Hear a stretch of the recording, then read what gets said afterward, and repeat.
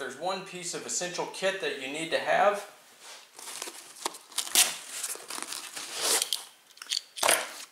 it's grenades. Now, I got 2 of these dummy grenades, and I'm just going to go ahead and lay them out on the table, and then we'll go ahead and start a little discussion. Okay, so here you go. You got 2 dummy M67 grenades. So these are basically practice grenades, like the ones that I used when I was in training. You would train with these first, or I think on our CFTs we actually had these with the live tops here, and basically you would throw these and they would go off, or maybe it was just the bodies that you had. I don't quite remember.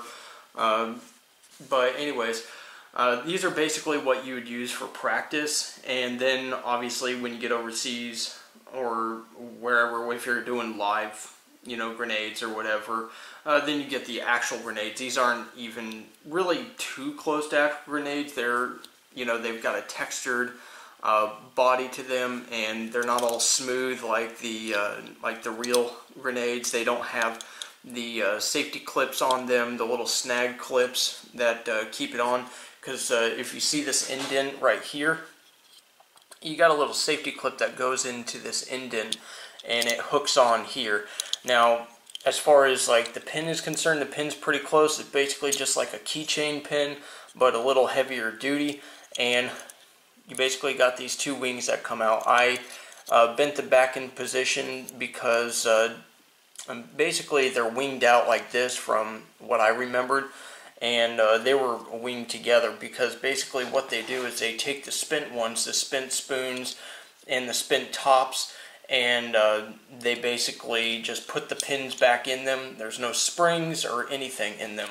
In fact, you can go ahead and unscrew this and you see that this top has been used. This usually has like a blasting cap in it, and all their energy comes out the bottom, and this is just a hollowed out, ball. So it's not exactly the same weight. I mean, if you wanted to cap this and like fill this with a little bit of lead to get it to the exact weight, I guess you could say, I guess you could do that, but this would be an interesting way for you to practice attaching this ring to your gear and thinking you're just going to be able to pull it off, because it's actually pretty tough to pull off. But just as an example, you have the spoon here, which you typically want to have a death grip on, because the little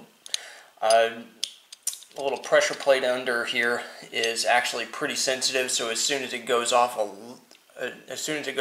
little bit, you can start the timer for the detonator down into the body. So as you see, there's nothing under here. There would be a spring under here, and obviously that's not around anymore. So yeah, that is what it is.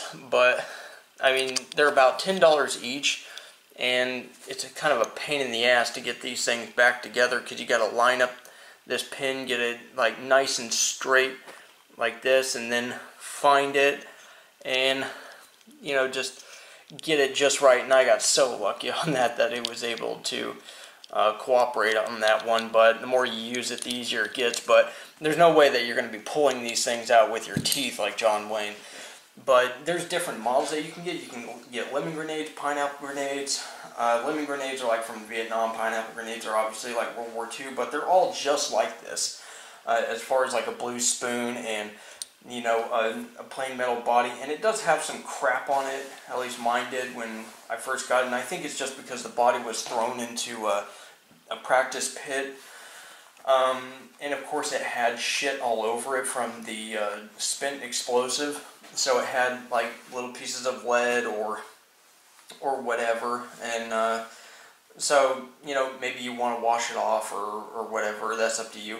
But anyways, they're pretty good representation of what the weight would be like. So if you're trying to get your load out pretty close, or say you're trying to, if you're a reenactor, like painting these things green, or filing them down, getting them nice and smooth and painting them green, if you're trying to actually have something very close to a grenade in looks. But yeah, I mean, or maybe just practice throwing them. I would just throw them as a whole, maybe, but so you don't lose stuff. But you know, it's all up to you. There's a lot of things that you can do for research to try to match them up to be more specific and accurate to what they're supposed to look like. If you're wanting it as like a display or it's a cool little paperweight or whatever. If you have friends that don't really know much about guns and you just have this sitting on your kitchen table like that or on your counter, they're going to be like, "Oh, what's that?" I imagine that would be one of the reactions or whatever. But anyways, with all that said, there's really not much to say about dummy grenades. They're dummy grenades. They're basically paperweights. I have them in my gear just to up the weight a little bit and occupy the grenade pouches, and they're like $10 a piece, and you can probably find them for less, but you can get them on things like Army Surplus Warehouse or Army Surplus Outdoors. Some online stores will have them if you just type in dummy grenades or whatever. They'll be all over the place, and they typically are for a pretty fair price. So anyways, go out there and have fun. This is just a fun piece of gear that I wanted to go ahead and get on video. So anyways, thanks a lot for watching, and you guys have a good one.